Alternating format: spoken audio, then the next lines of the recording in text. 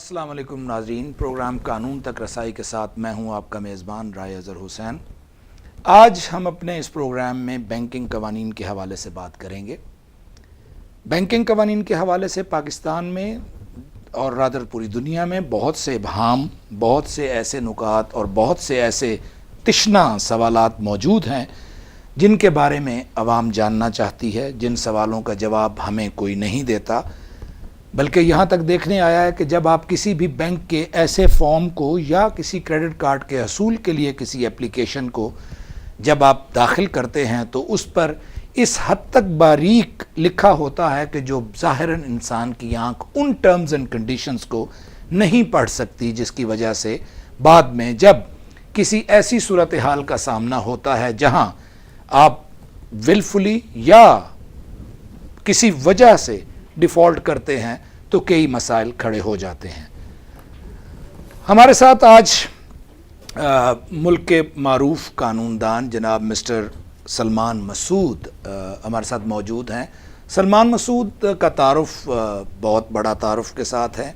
Salman banking के बहुत काबिल और बड़े ही मंझे हुए वकील हैं। सलमान दीवानी प्रैक्टिस में भी माशाल्लाह अपना एक नाम रखते हैं और अपनी बहुत बड़ी फर्म को चलाते हैं।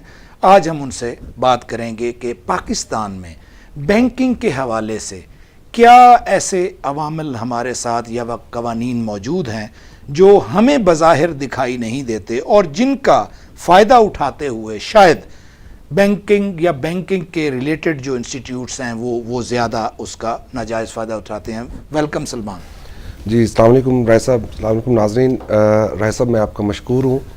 ये हमारे मुल्क का बहुत ही संजीदा और अहम सब्जेक्ट है और इनफैक्ट अगर हम देखते हैं तो आपको अक्सर ये चीज़ आप देखते हैं पेपर्स में और हमारी जो निजी महफिलों में बात ही होती है कि पाकिस्तान के इकनॉमिक कंडीशंस क्या है। जी। तो ये जो बैंक्स हैं यही हमारे मुल्क की माशी सूरत हाल को इन पे डिपेंड। अच्छा सलमान, मुझे आप ये बताइए कि बैंकिंग इन जनरल आप हमें क्या डिफ़ाइन करेंगे हमारे नाजरीन के लिए, क्योंकि हमारा नाजरीन जो हम एक ले मैन की बात करते हैं। कानून तक रसाई जो प्रोग्राम है वो बेसिकली एक ऐसा प्रोग्राम है जिस तक हम एक ऐसे ले मैन तक वो इंफॉर्मेशन देना चाहते हैं जो उसके पास मौजूद नहीं है। आप ज़रा हमें जनरल बैंकिंग के बारे में बताइए कि ये क्या है। देखिए जी, बैंक जो है ना वो आप उसमें एक अमानत रखते हैं। बैंक आपका पैसा आप उसको डिपॉजिट करते हैं, बैंक उस पैसे को इकट्ठा करता है, उस पैसे से कारोबार करता है, उस कारोबार पे मुनाफा कमाता है। मुनाफा कमाने के बाद कुछ उसका स्मॉल पोर्शन डिपॉजिट होल्डर्स में तकसीम कर देता है और कुछ पोर्शन उसका जो होता है वो उसकी एडमिनिस्ट्रेशन कॉस्ट और बाकी चीज़ों पे और टैक्सेशन वगैरह में कवर हो जाता है। तो बैंक एक ऐसा घर है जहाँ पर लोगों की अमानत का वो ट्रस्टी है, वो एक एज ए ट्रस्ट काम करता है जहां पर लोग अपना पैसा रखते हैं। उस पैसे को इस्तेमाल बैंक करता है। तो ये एक बहुत ही कॉमन सा फिनोमेना है। अगर आप हिस्ट्री में देखते हैं तो पहले ये कुछ लोग ये काम करते थे, अब इदारे बन गए हैं। पाकिस्तान में बैंकिंग का पूरा एक सिस्टम है। बैंकिंग हमारे तमाम बैंक्स को स्टेट बैंक ऑफ पाकिस्तान जो है वो रेगुलेट करता है। Time to time prudential regulations के जरिए बैंक्स को हदायत जारी करता है बैंकिंग बिजनेस कैसे करते हैं। यहाँ पे राय साहब आप की खिदमत में अर्ज ये करूंगा कि बैंक के दो काम हैं। एक तो आवाम का जो पैसा आता है उसको अपने पास बचा के उसको अपने पास इकट्ठा करना, इकट्ठा करके उसका इस्तेमाल में लेकर आना। और वो जो इस्तेमाल है वो एक शख्स वो है जो बैंक में पैसे रखता है, वो डिपॉजिट होल्डर, और वो एक शख्स जो बैंक से कर्जा लेके उससे कोई कारोबार करता है वो है कस्टमर। तो दरमियान में एक मिडल मैन, एक ट्रस्टी के तौर पे जो इदारा काम कर रहा है वो है बैंक। नहीं, हमारे यहाँ ये फाइनेंशियल इंस्टीट्यूशन कितनी किस्मों के पाए जाते हैं नॉर्मली?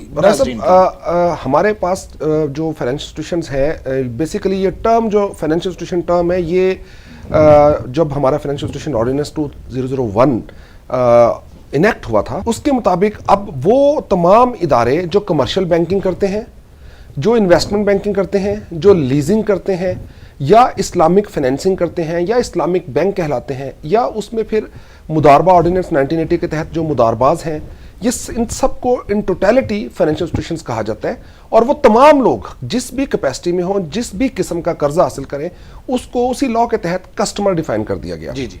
लेकिन ये बताइए कि हमारे यहाँ देखा गया है कि फाइनेंस कंपनियों और मुदारबा की शक्ल में इतने बड़े फ्रॉड सामने आए कि जो शायद हिस्ट्री भी उनकी मुतहम्मिल नहीं हो सकी, ये इस मामले में क्या कोई कानून साजी ऐसी किसी हायर अदालत ने कोई डायरेक्शन पास की, या गवर्नमेंट ऐसा चाहती है कि उन मुदारबा जो मुदारबा रजिस्टर्ड करवा के जितने स्कैंडल्स और जितना पैसा आवाम का लूटा गया, उस सिलसिले में आप जैसे जो वकला हैं उनकी सिफारिशात क्या रही?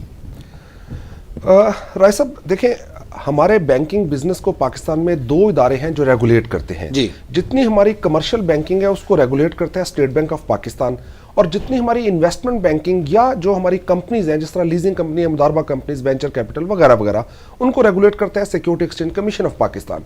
तो ये जो क्वेश्चन है आपका कि ये माजी में जो फ्रॉड्स हुए या जो फाइनेंशियल मेगा करप्शन के इश्यूज हुए इंस्टीट्यूशंस के ऊपर, या आप उसको कह सकते हैं कि इनसिक्योर फंडिंग की गई और बाद में वो रिकवरी नहीं की गई, वेवर्स दिए गए, राइट ऑफ्स कर दिए गए जी। उसकी रीजनिंग में मैं समझता हूं कि स्टेट बैंक ऑफ पाकिस्तान और security exchange commission of Pakistan जो कि रेगुलेटर हैं इन इदारों के, ये उनकी ड्यूटी है कि वो देखें कि कोई इदारा कैसे काम कर रहा है, क्या वो अपनी फाइनेंसिंग अकॉर्डिंग टू लॉ, जो कि इन्हीं 2 इदारों ने, स्टेट बैंक ने और SCCP ने गाइडलाइंस दी हैं, क्या उसके मुताबिक फंडिंग हो रही है, उसके मुताबिक पर्पस ऑफ फाइनेंस डिफाइंड है, उसके मुताबिक जो बैंक में with due respect to my all banking brothers जो वहां पर ठंडे कमरे में बैठते हैं, क्या वो कभी प्रोजेक्ट पे जाते हैं जिस प्रोजेक्ट पे फाइनेंसिंग हुई थी, क्या वो वहां पर देखते हैं कि जो पैसा आवाम का पैसा, मेरा और आपका पैसा, इस मुल्क के लाखों करोड़ों आवाम का पैसा जो मिलियंस ऑफ मिलियंस की फॉर्म में जब लेंड कर दिया जाता है, तो क्या वो जिस पर्पस के लिए लेंड किया गया था उस पर्पस पे लगा जाता है, या उससे कहीं कोई लैंड क्रूजर्स या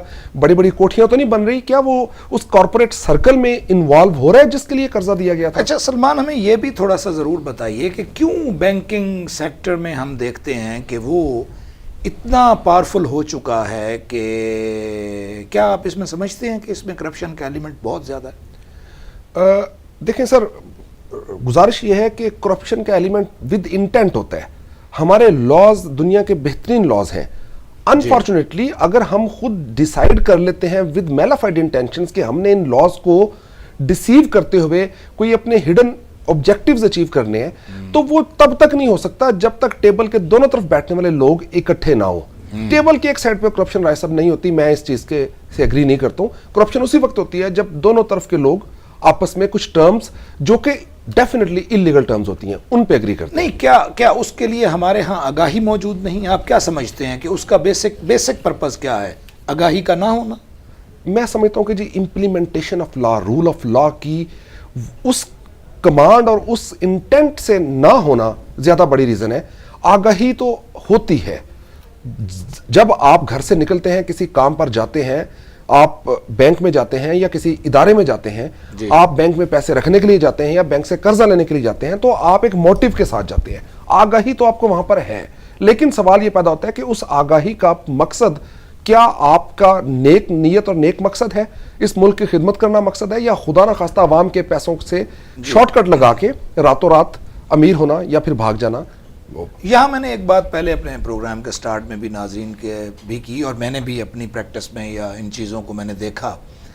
आप नहीं समझते कि जो कागजी कार्रवाइयाँ बैंक के कर्जे के हसूल के लिए या पहले तो आप हमारे नाज़रीन को ये बताइए कि अगर एक ले मैन ने किसी से कर्जा किसी बैंक से लेना है तो उसकी रिक्वायरमेंट क्या है? अगला सवाल तो मैं फिर आपसे करता हूँ। राय साहब, स्टेट बैंक ऑफ पाकिस्तान ने डिफरेंट स्लैब्स रखी हुई हैं सिक्योरिटी और कोलैटरल पॉइंट ऑफ व्यू से। फॉर एग्जांपल, अगर आपने 5 लाख रुपए तक का क्रेडिट कार्ड लेना है तो उसके लिए आपने अपनी एक बैंक के पास अपनी एक नेटवर्थ शो करनी है कि क्या आप, इसको हम कहते हैं क्लीन लैंडिंग, क्योंकि 5 लाख तक के कर्जे को टेंजिबल सिक्योरिटी से सिक्योर नहीं किया जाता। तो उसके लिए सिर्फ आपकी पर्सनल गारंटी जो एक कागज का टुकड़ा होता है उसके ऊपर ही ये फाइनेंसिंग हो जाती है। तो उसके लिए आपने एक अपनी बैंक स्टेटमेंट शो करनी है, एक अपनी नेटवर्थ शो करनी है, एक अपना बिजनेस शो करना है कि क्या 5 लाख तक का क्रेडिट का सर्कल आप मेंटेन कर सकते हैं। अब ये जजमेंट वो डेस्क ऑफिसर बैंक में जो बैठा है उसकी है, ये उसकी ट्रेनिंग होनी चाहिए कि वो जो स्टेट बैंक ने उसको इंस्ट्रक्शंस दिए उस इंस्ट्रक्शंस के मुताबिक जज करे और वो राय साहब को भी रिफ्यूज करने की पावर रखता हो। जी, मसला वहां पर आता है कि जब उसको दाएं बाएं से या उसको सीनियर हाई अप से या कहीं से सरकारी महकमों से फोन आ जाते हैं और वो एक ऐसे शख्स को कर्जा दे देता है जिसका वो मुतहम्मिल नहीं हो सकता, तो पहली गलती तो वहां से शुरू होती है। नहीं तो क्या फिर आप सलमान समझते हैं कि वो एक्सक्यूज मी, वो आपके अगला सवाल का पोर्शन ये था, अगली 5 लाख से जब हम ऊपर वाली फाइनेंसिंग की बात करते हैं तो वहां पर सिक्योरिटी, टेंजिबल सिक्योरिटी का होना जरूरी है। उसके बाद फिर आगे आ जाती है काइंड्स ऑफ। हमारे नाजरीन को इनटेंजिबल और टेंजिबल के बारे में भी बताइए कि उर्दू में तो इसको छूना और ना छूने वाली बात तो कहा जा सकता है, लेकिन काइंडली उन नाजरीन के लिए भी बताइए कि हमारे नाजरीन को पता हो कि टेंजिबल से आपकी क्या मुराद है और इनटेंजिबल आप क्या लेंगे।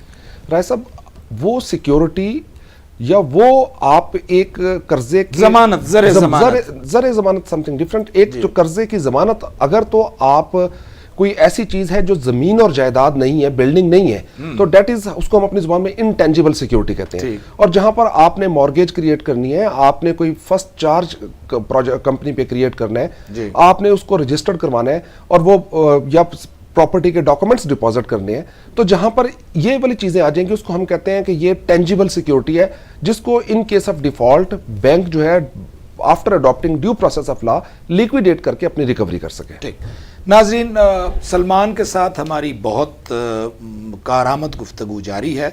हमें उम्मीद है कि छोटे से ब्रेक के बाद हम आते हैं तो आप हमारे साथ रहेंगे। Please stay with us.